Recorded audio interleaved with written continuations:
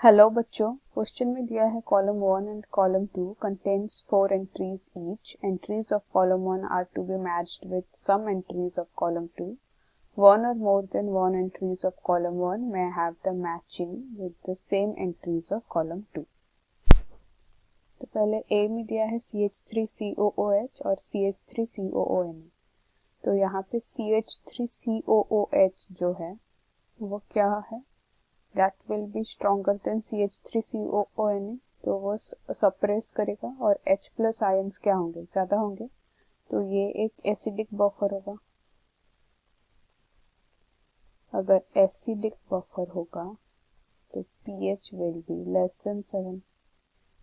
तो ये कौन सा ऑप्शन से मैच करेगा, acidic buffer at its maximum capacity it will be, buffer solution तो है ही, and pH is less than 7. Next हमारे पास है B, that is CH3COOH and HCl. तो यहाँ पे H plus ions will be so much more, but it will not be forming in buffer solution.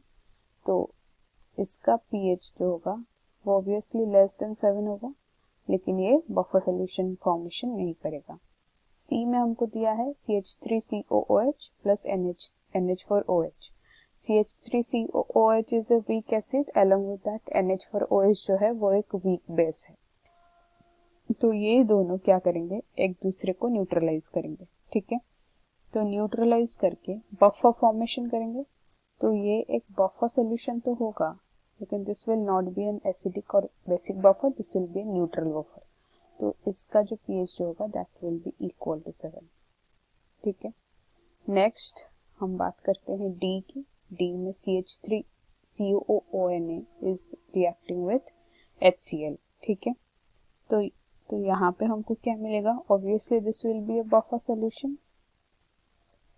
Okay, लेकिन CH3COONA is much weaker then HCl, तो ये एक एसिडिक बफर बन जाएगा. ठीक है, but it will not B eight its maximum capacity. So P के साथ मैच नहीं करेगा, लेकिन pH इसका obviously will be less than 7. ठीक है, तो A किसके साथ मैच करेगा, A will match with P, Q and R. Okay, then coming to B, B will match with only R.